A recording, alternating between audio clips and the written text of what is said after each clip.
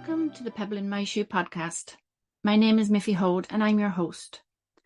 The pebble in my shoe is an analogy for an inner niggle or knowing that becomes so insistent that we have to pay attention. We can ignore it only for so long and eventually have to stop to investigate it, to listen to it and honour what it's telling us. It becomes a catalyst for action, to change something that no longer serves us. This can be something internal like a belief or mindset. It can be about how we behave in certain situations or relationships, or it can be something that changes our life trajectory, like ending a relationship, changing careers, or moving to a different place. Taking the action and making the change invariably requires courage, often a leap of faith, and at the very least, to try something new and outside of our comfort zone. Whatever the action or change happens to be, the pebble ultimately moves us to live more authentically, more aligned with our true nature. My intention for the conversations here is to inspire or offer hope to those of you who resonate with the stories shared, that you will hear something that supports you on your own journey. And if there's a pebble in your shoe, that you'll find the courage to make the changes that align you closer with your authentic self. Thank you for being here, and let me introduce today's guest. Blerina Beganji is a bioenergy therapist and Dawson corrective sound healing therapist. She's passionate about bringing healing into the lives of the people she meets. After understanding how trauma manifests in our physical body, impacts our lives and travels through generations, she's realised a true depth and passion for working with and releasing this energy. She's also a founder and CEO of a company called Dimali Limited since 2021, and the company trades as Bella's Pizzeria and fast food takeaway restaurant in Galway City. She holds a medical science degree from the University of Medicine Tirana in Albania. So it's lovely to welcome Blerina Beganji today. Hi, Blerina. You're very welcome to the Pebble in My Shoe podcast. Thank you for having me. So, Blerina, just tell me a little bit about yourself so our listeners can get a sense of who you are. As you mentioned, my name is Blerina. I am of Albanian nationality. Moved to Ireland 9 years ago at this stage. I am 33 years old and I live in Galway City and I have a 16-month-old son. Lovely. At the moment, I run my own business. It's in food industry, a takeaway. Also, I am trained as a bioenergy therapist and a Dawson practitioner. Excellent.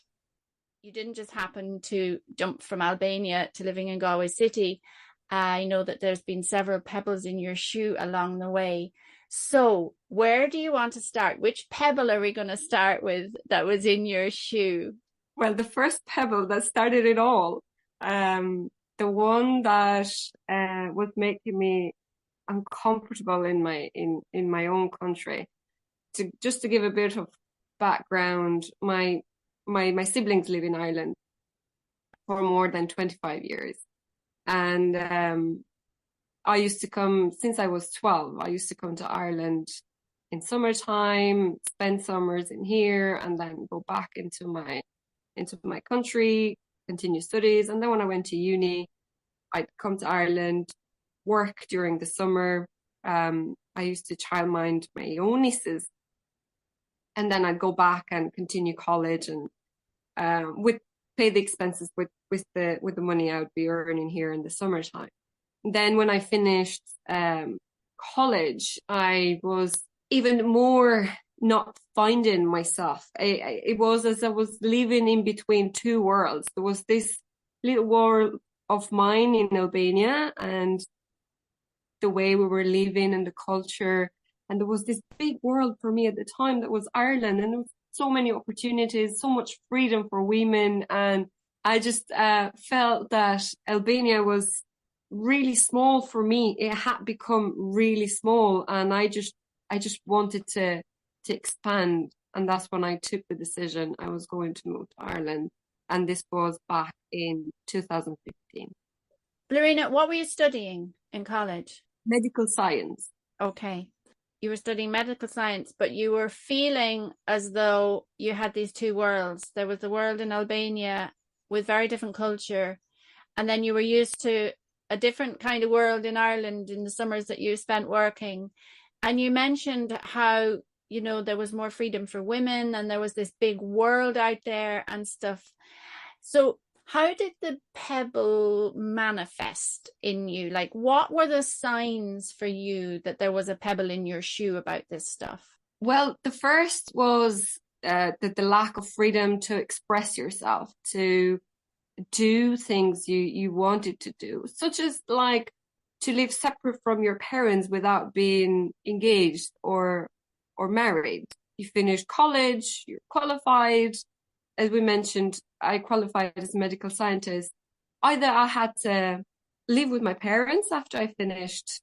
I didn't have the choice of living separate from my parents in the same hometown and pursue my career. I had to go back to living with them because it's a shame to be living separate when you have your parents in your home. So that's lack of freedom.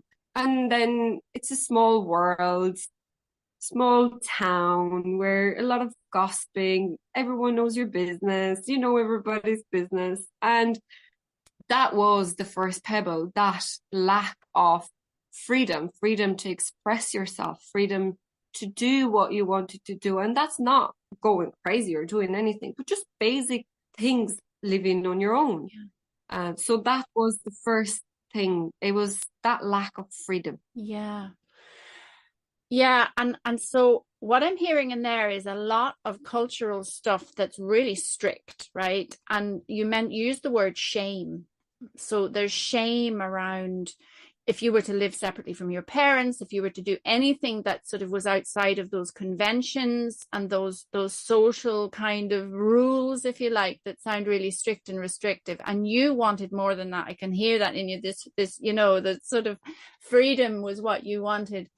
And so I'm really curious then, because this is the part for me. You can live with the pebble, but when it gets so uncomfortable and you know that you don't want to live with the pebble, there is this courage that it takes to make a change and to break through that convention of the culture that you're experiencing in your country. You had to dig up some courage to make a change. So can you talk me through that? What was that like for you, doing something radical like leaving your country, you know? Oh, it was mixed feelings. Every change has mixed feelings because you're living something that you know, but then it's this also excitement to be this other part of you that you know you can be. Because for me, Ireland, as I mentioned, wasn't completely unknown. I was coming to a second home for me. I was coming to my siblings. I could speak the language, and by that time I had a degree that would back me up. Little did I know what was going to happen in Ireland, but I had all of these things that would back me up. But it was really hard. It was really hard to leave behind your friends, your family. My parents still living there, so it was very mixed emotions. But Albania was like a tight suit in me. It had become so tight. I needed to change it. I needed to let it go and then move to Ireland. Yeah. Can I ask about your parents? How was it for, you know, your relationship with your parents? How old were you? I was 25 when I moved to Ireland. My parents were kind of used with their children moving abroad. My siblings left Albania when they were 15, 16 years old. I am the baby of the house. I'm 12 years gap between my siblings. So it was a lot harder for them because I was their, let's say, their hope. I was keeping them young and active, and I was something they were working for. It was hard, but equally they were very supportive and very understanding of my decision. Yeah, that's good to hear. Yeah. So the pebble in your shoe gets you out of Albania and you come to Ireland. And so what happened then, Blerina? So I came to Ireland with this huge hopes that I was going to get into my profession. I was a qualified medical scientist with great results back home. I had experience into various labs and back home. So I came to Ireland and I was faced with this big wall. It took a long time a lot of paperwork to validate my degree and translation after translations and lawyers after lawyers. Finally, I had to put this paperwork into different institutions and then leave them there for a couple of years for them to come back to me. But in the meantime, I had to do something. I submitted all this paperwork. I couldn't stay 2 years waiting and do nothing. So I didn't have huge savings to keep me going for 2 years and keep waiting. That kind of, let's say, wall or blockage kind of shook my world a little bit. It made me somehow insecure in, oh, wait now, it's like, maybe I'm not as good as I thought I am because all these blocks are coming on my way now. And what if I am not good enough? What if I can't do this very well? What if my English is not good enough? And all this negative self-talk started. Anyway, I started working in a restaurant, working for my brother. And I started back in the kitchen as a kitchen porter. Now, that was a shock for me. It was an absolute shock because, as I said, you come with all these qualifications, you come with all this hope and all of that. And I was washing the dishes in a restaurant and I did that for 6 months. It was hard. It was really, really hard to accept the fact that I'm washing the dishes. Now, looking back, I know why I was washing the dishes. But when you are doing it in the moment, you don't realize it. And also, you're coming with this programming back in Albania. Your life is set. You finish your college. You start work on that degree. Me was a medical scientist, so I was expected to work in a hospital or in a lab, find someone, get engaged, get married, have kids, have a house, and that's it. Your life is programmed, is set. And for me to come to Ireland and then have all of this fall and then fall into a place where I never thought I would be and have all this programming kind of started shifting. Oh, hold on now, because maybe I'm not meant to do this. Maybe I'm meant to do something else. I did the kitchen porter for 6 months and then I started waitressing, and after 6 months became head waitress, and after a year and a half I became senior manager. When I left the hospitality, when I left the restaurant, there was no higher I could go up from that, because then I would have to take the owner's position because I wasn't management. So I was like, okay, now there's nothing else for me to do in here. So that's when I said, this is not for me anymore. But working in the hospitality has done the biggest transformation for me. I've met people from all over the world working there, and people with amazing backgrounds, with multiple languages, with this huge, beautiful heart and just beautiful human. And they were working in hospitality, and same as me, they had left their countries for that Pebble. They were not feeling comfortable. More than just work, it's self-discovery. Okay. Like I was going through a self-discovery process. And in the same time, I was dropping so many programming that was done to me, that someone who works washing the dishes is someone, let's say, that's not worth, they don't come from a good background or anything like that. So I was starting to relearn. That's really interesting what you're saying, Blerina, because it's like this pebble in your shoe that was making you uncomfortable, making you want to leave Albania. When you came here then full of hopes and dreams of how it was going to be, that this trajectory of your life would continue, just in a different place, that you would work as a medical scientist and all this, and suddenly the rug was pulled from under you, is an expression we use here, that everything that you expected was suddenly not going to happen. I love the way you're describing how your programming, your beliefs had been that, somebody working as a kitchen porter, they're a bit lowly and a bit, maybe don't have a great background and stuff. And yet what you're recognizing now, is that actually that was a massive place of growth for you, to start at the bottom and work your way up, which you did.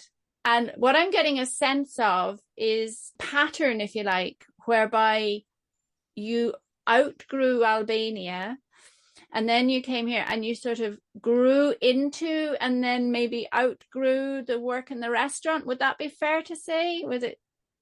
Is that how the Pebble manifests for you, that you kind of grow into something and then go, okay, I've done as much as I can do here, and it's sort of moving on to the next thing? Is that fair enough description? Absolutely. It's like a cycle of mine, and I do something, and I'm one of those people that if I commit to something, I will do it.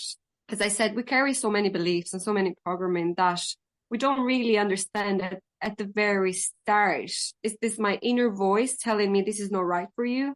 Or is this noise from my ego that, oh, you shouldn't be doing this, you're not meant to do this, or you're not good enough, or you're too good? That is something now that I think comes up for a lot of people, is that questioning, is this real? Is this my truth? Is this my ego, or is this my intuition? And not knowing the difference between our intuition and what we know to be true, or what maybe is not those things. And that is a struggle. I know I've had that loads, and we ignore and we negate that inner knowing a lot. That pebble gets shoved to the side a lot, and that nudge and that knowing that actually this isn't right for me. I've made decisions and stayed in situations and relationships way longer than I should have because of that. The very same thing that you're saying.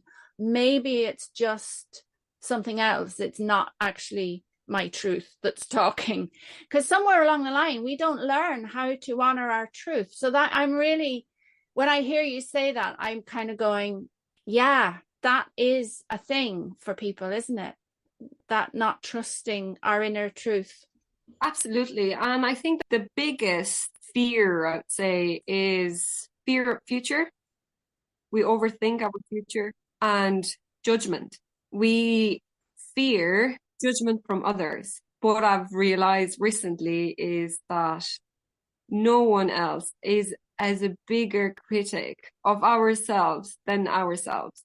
No one else out there cares as much as we think, or judges us as much as we think, than we judge ourselves. When I've come to realize that, it's only been in the last year. It's liberated me, and it's just brought into this place where I feel free to take my decisions. Okay. Can I ask you then about that? Because that piece about coming to that realization that other people aren't actually thinking about your life near as much as you think they are. And we put so much energy and restrict ourselves so massively because of that judgment of what other people are going to think. So can you tell me a little bit about that? It's almost as like we're taught to be in a box. You finish college and you get married and the rest. It's a society expectation. It's a family expectation. Those are the boxes we put ourselves in, and we carry those expectations so deeply within us, and we make them ours. And then we build a life around those expectations, and we design a life around those expectations, and it could turn out to be miserable. Yet we do not give up on that kind of life because that's what we were expected. I myself designed a life around those expectations and those beliefs. Yeah. Then realized that this is not my life and I want to break free from it altogether. Well, then take me back to that, because you worked in the restaurant, you finished in the restaurant, and there's another pebble in your shoe. And so what happened next? What did that pebble do? I felt I had outgrown the hospitality and the restaurant. There was no more space for me to grow. And I was waiting this answer from the Academy of Medical Scientists for having my qualification recognised and me be able to work in a Republic of Ireland as a medical scientist. I had given an interview in the Galway University Hospital. I had a position as a medical scientist waiting for me. I just needed to get this qualification in my hands and then start. But at the time when I gave up the job in the hospitality, I didn't have any of this paperwork in my hand. So I took a month break. I traveled for a month and then I came back to only realize that my degree wasn't recognized. Chief of the department, biochemistry department in University Hospital in Galway, wonderful person. She knew all my struggle with the paperwork and all of that. And because there was a position as a medical scientist waiting for me in the hospital, they offered me a position as an assistant. They gave me time to look back at the paperwork and see if I could reverse the decision. So I started as a medical scientist assistant in the University Hospital of Galway. I started working there, lovely people. I was enjoying it. It felt like a dream came true. Not quite fully, but still, I was working in the hospital. It had been my dream for the last 4.5 years since I'd moved to Ireland. So it was amazing. So I was working my way and dealing with the paperwork and the background for my full qualification. And then lockdown happened, pandemic happened. It was 1.5 years down the line that I started itching a little bit again. It was like, well, this suit started to get a bit tight again. I can't even explain it. I always say it's like a suit that I have it, and it's like I kind of start outgrowing it, and it starts staying a bit tight on my shoulders, and I can't move. There was a moment where my station would be in the lab. It'd be quite at the very top. So if I was turning my chair, I would see the whole lab. I sat on that chair that day, and I looked at the lab, and I said, do I want to do this job for the rest of my life? Now, to come back to that answer, I want to give a little bit the reason why I did medical science. I love helping people. When I was working in Albania, we have direct contact with the patient. They'd come into the lab room, you'd do phlebotomy as well. So you'd take the blood samples from them. You'd have that little chat with them. And then the sample you were taking, it's not just a number. It's not just a barcode. It is the person and the story behind that sample and behind that barcode. So when you're picking that up, you have the person with you as well. You have that connection. So when I started in the lab, it's a huge lab. There's thousands of samples being processed every day. And because you don't have that contact with the patient, I started losing that connection and that empathy. That reason why I first chose to be a scientist. I had turned some sort of a robot. Sample in, sample out, results in, results out. I wasn't liking that. That was the feeling that initiated the question, can I see myself in here for the rest of my life? And the answer was no. Okay. I think that's really interesting because several of the guests on the Pebble in my shoe have had those moments. There'd be different contexts or different story and different reasons, but there is this moment that you can identify. That's the moment when it became clear to me that I needed to make a change. It's very visceral, I think. And you're describing this visual of you where your desk was and everything, that when you turned your chair around, you could see the whole lab, and it's almost like that is also an analogy for you can see the whole spread out before you of, wow, is this really the rest of my life? I'm really curious about that moment, Blerina, because I think those moments really matter. They don't happen always, but when they do, they're very profound. Time kind of stops and things like that in those moments. So I'd be really interested to hear about that, that you remember it so clearly. Describe to me what it was that made you know that that was a decision-making moment. It's hard to explain. It's almost an out-of-body experience. I'd say it's the moment of truth. It's a moment when your ego is not prepared for you to have it, and it cannot interfere. Okay. And that's a moment where you truly can tune into what serves you for your highest and greatest good.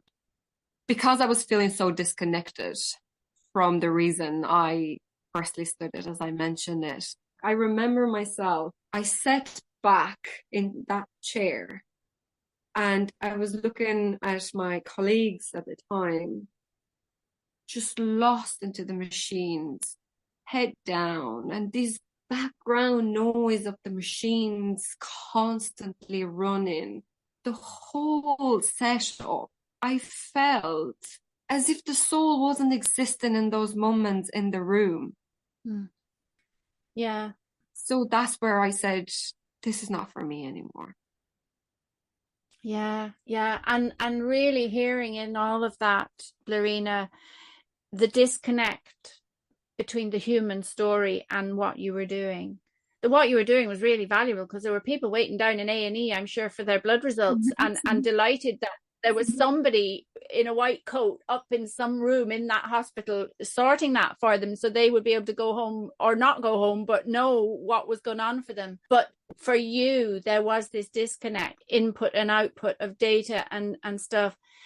And I just think that's really important, that human connection. When you described how when you were in Albania, you actually met the person, you actually took their blood. So you were there with them for the whole process. So you had their story as well as their vial of blood. And that's so important, I think. And yeah, there's a lot in that, isn't there, around how we do operate in the world.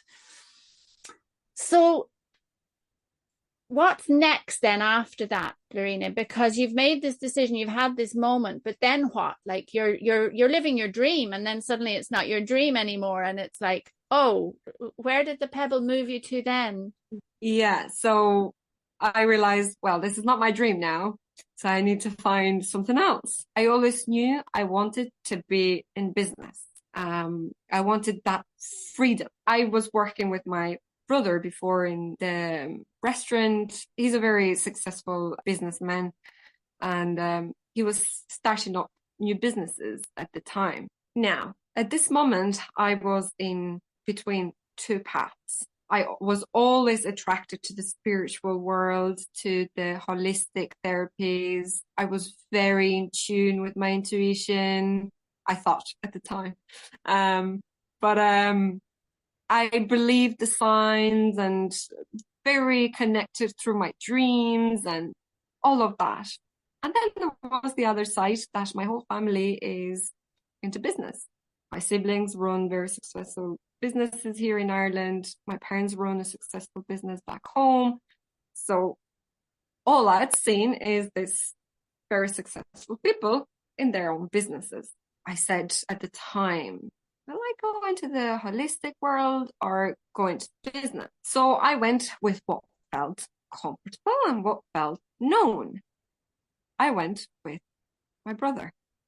I resigned from the lab. Leaving the lab wasn't easy. Even though I knew it wasn't serving me anymore, it was so hard to let go of that young girl full of hopes and dreams, and that worked so hard to get there, and all these expectations from especially my parents, to get into the lab. It was their dream too, to see me work into my, what I qualified for, and to leave it all behind and to get into something that I had no clue what I was getting into. But once I did let go, I felt a completely different person.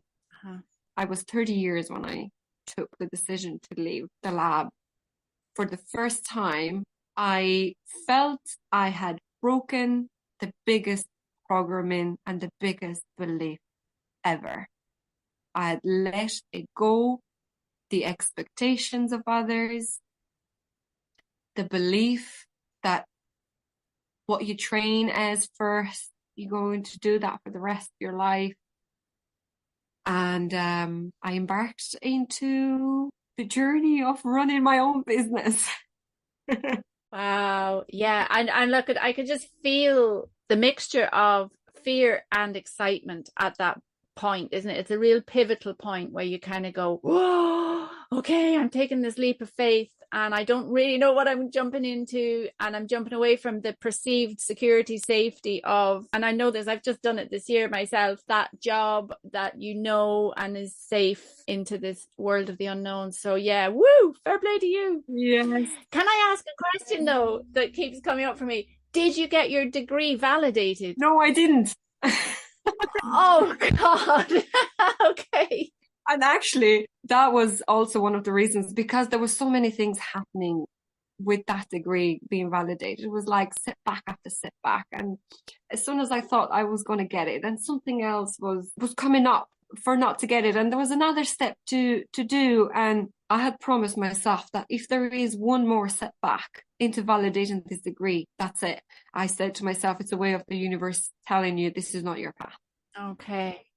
So that was also one of the reasons why I said, that's it, I'm done here.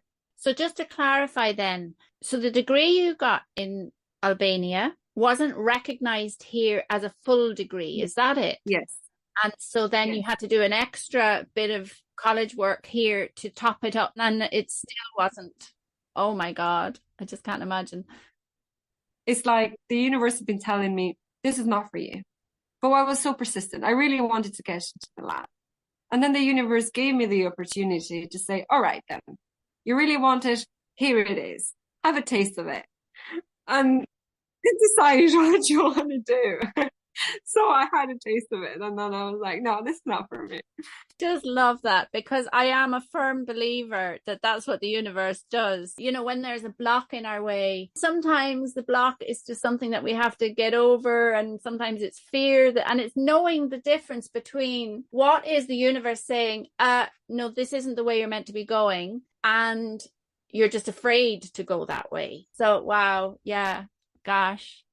So then I started the business with my brother, August 2021.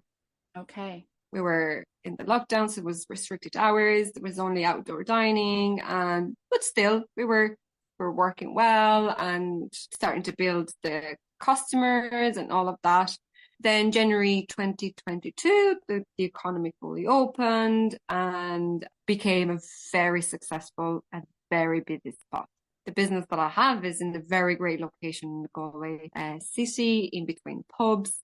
Very successful the first year, extremely successful the second year as a business. But I was working a lot. So I left the hospital for freedom to find myself working 7 days a week for 15 hours. Yeah. When I start something, I don't give up. Because I became so busy with running the business, I completely disconnected from myself. I had no time to check in with myself. What was going on for me? How was all of this busyness and madness in my life affecting me mentally and physically? After a year of running the business, I got pregnant. And 5 weeks into the pregnancy, I became severely sick with hyperemesis. And for people who don't know what hyperemesis is, hypersensitivity to the pregnancy. So you're having like early morning sickness for 9 months. All day, I had to stop. I couldn't get near my business. I couldn't get near any smell of oil or garlic. And my business is all around food industry. We use garlic oil everywhere. So I couldn't physically get into the business, it became really difficult to manage it. So my partner had to get in and help, and it was a very stressful and very difficult time in our life. One, because the business wasn't prepared for me to step down like that. I wasn't prepared to step down like that from the business, a year-old business, and equally, I wasn't prepared for a very difficult pregnancy. So I was like, oh my God, what's happening? It was really hard to wrap my head around what was happening. And like that, I was one day at work and the next day I couldn't get near it. It was just like that. 3 months into the pregnancy, I realized I lost connection with myself. I didn't know anymore how I felt. I couldn't resonate with whom I was anymore. That pregnancy and the difficulty in the pregnancy gave me the time and the opportunity for me to stop, completely stop. I couldn't do anything but stop. And I started thinking then, what am I doing? Why is this getting so hard? When I started running the business, I felt as I was always pushing. And it felt difficult. Now, at the start, it felt difficult because it was something unknown. I wasn't used to it. I wasn't used to this hustle mentality of running that business. The business was very successful. It was turning figures that I hadn't even thought about. 5 months into the pregnancy, I reached out to this beautiful person. She was running a course. But before I get to that course, I had a dream with this person. I'd never met her in life. I had seen her on social media. In that dream, I said to her, it's time for me to take the next step. And when I had that dream, I truly knew within myself what the next step was. We had a session together, and through that session... What was it that she did? She calls them power-up sessions. So because I was feeling so disconnected with myself, she just helped me find that spark in me and see the bright side of the things, because I had gone so far into the dark. I couldn't enjoy that amazing time in my life because I was feeling so severely sick. There's a course she's starting, and it was called the Higher Advisory. She was training people to tap into their intuition, to trust their intuition, and then to guide people into inner child healing, subconscious reprogramming, all of this amazing stuff that comes with spirituality. And I said, I'm going to do this for myself. I wasn't looking at the time to get trained into any holistic therapies or any sort. I just wanted to be around people that were speaking the same language as I was. 5 months into the pregnancy, I started this course. During one of the sessions, the very first sessions together on one-on-one, she tapped into something that I said that I'd never said to anyone. I said, I want to do what you do. I want to help people heal. I said it once and I never repeated it again. It was that whisper that came out of me. And then when I said it, I bit myself up 100 times why I said it. But she picked up on it. And at every single session from that, she would make me visualize myself doing this kind of work. All that reprogramming of my subconscious and bringing into surface what my soul really desired, it made me start thinking, is this business really what I want? Do I want to go back after I've given birth and I've finished my maternity leave?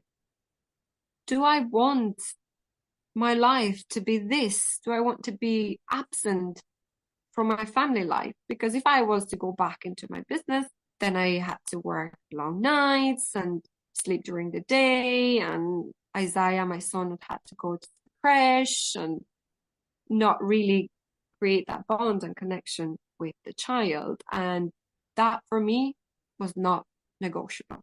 Can I just come in here though, Blerina, because what you said, I want to do what you do. I want to help people heal.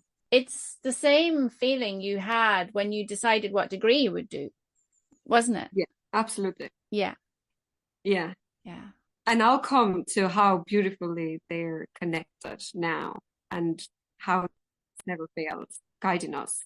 So in one of the sessions then on a meditation session, I had this vision of my hands lit up in white fire. And I had this, let's say, itch of like, I need to do something with my hands. While I was doing this program of training as a higher advisor, I came across an Instagram account that were talking about bioenergy. And I got really interested and I started doing a search and all of this and kind of reached out to head of the school of the Bioenergy Academy. And then I was like, oh no, God, no. How am I going to go into the holistics? How am I going to say to mom and dad, well, I work with energy now. Like, what is this? And I took a step back. I panicked. I was like, no. It was my mind that panicked, not me, not my inner knowing. After I gave birth, there was this overwhelm of emotions, and I, thank God, didn't have the hyperemesis anymore after I gave birth. I was starting to feel back to myself. That Pebble became so strong, and it became so kind of not even painful, but it was unbearable. It was, you have to move now or you're going to lose another year and be in the same position where you're going to have to start again. So after having a conversation with my partner, he said, listen, if you want to go for it, we'll figure it out. So I said, right, okay. I reached out to the girl. Her name is Edwina. By the way, she said there is a workshop going on. So I'll send you the link and you might want to hop on into that. I said, I got nothing to lose. I'm here with the baby. Why not? I started the journey of becoming a bioenergy therapist, and it transformed my life. It felt so much me, and it felt as I was remembering a knowledge that I had forgotten. And now it's more than a year from that journey that I started. I qualified in December as a bioenergy therapist. I started the Dawson Corrective Sound Healing program to become a Dawson practitioner. I only have 2 sessions to get qualified. So it's been an amazing journey. So yeah, I am at the next step now. Business wrapped up for sale in 2 weeks' time. Okay. I am in negotiations with an agent for a therapy room and start to offer the holistic therapies. I mean, there's just so much. It's such, well, I would call it an odyssey, really. Do you know that journey that you've made and your life and what you're describing of following this pathway that's sort of set for you, and that this is how you do it, and you get your education and you get your degree and you get qualified in some kind of job that you're going to do for the rest of your life, and you'll get married and have children and and there's this kind of formula to it, and how every step of the way, really, that thread running through was just always leading you to this point. And I loved what you said about it, but it felt like you were remembering what you were here to do. I just thought that was really profound and beautiful. And thank you for sharing all of that so honestly, because, it's not a straightforward journey. Sure, it's not. No, it hasn't been a straightforward journey. But now when I look back, I absolutely had to go through all of these steps because I had to let go of all of these beliefs and all of this need that I want to do this and I have to do this. When I decided to go into run a business with my brother at the time and then ran it on my own, I did mention I was in between 2 paths, either go into the holistic or go into the business. And now when I look back, if I would have gone into the holistics at the time, I would have dropped it and I would gone back to what is known to me. But in order to see light, you have to see darkness.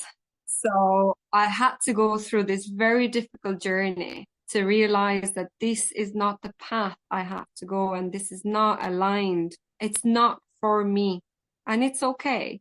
I've made peace with it. Mm-hmm. But I had to build that strength within me and that trust within me that being into the holistic world is my path, is what is right for me, and that I could stand my ground strong if anyone around me tried to say anything different. And it did happen. Mm-hmm. It was this of like, what are you doing? What is this even about? Mm. So when I look at my journey, I had to go through it in order to be here now and stand strong on my feet and say, I believe in this. I know it works. My heart and my soul says it works. Wow. That's just beautiful. Blerina, I got this lovely image when you were describing that piece around how, you're strong enough now because of what you went through. And if you'd have taken that path earlier on into the alternative or holistic therapies, that you would have been knocked over by questioning. I got this image of a tree, actually. And you know how a tree starts as spindly and easily swayed, let's say, but then as the tree grows and every year gets thicker trunk and gets stronger and stronger. And that's the image I got, was a really well-rooted tree who isn't going to be swayed. And that's okay, that's your opinion, but here, this is what I'm doing. And I just applaud you for that. That's lovely. This last year, especially, I really learned to trust. And I have learned how to try to shut the monkey mind, that very loud ego, also the negativity that is always in our head. Oh, there are so many out there. Why the world needs you? Well, it needs you because you have your own light. Yes. For me, no matter how difficult the journey has seemed at the time, it's always brought me somewhere better. Blerina, can I ask you if, let's say, in Albania, you hadn't have taken any notice of the pebble in your shoe, if you had have listened to the shameful thoughts of a girl like you has to stay here and never mind that big world that's out there, you stay here and do what's planned for you. If you'd have followed that, what would your life look like now, do you think? Not very different, I'd say. I'm quite rebel. Maybe I wouldn't have gone into the holistics fully. Probably I would have had my own lab. The rules work a bit different out there, so you can operate privately. I would have continued having that contact with the patient and somehow leave my purpose in a different way. Interesting. Albania is not the Albania, like Albania now is not the Albania that I left 9 years ago. Of course, Albania has evolved as well as I have evolved in here.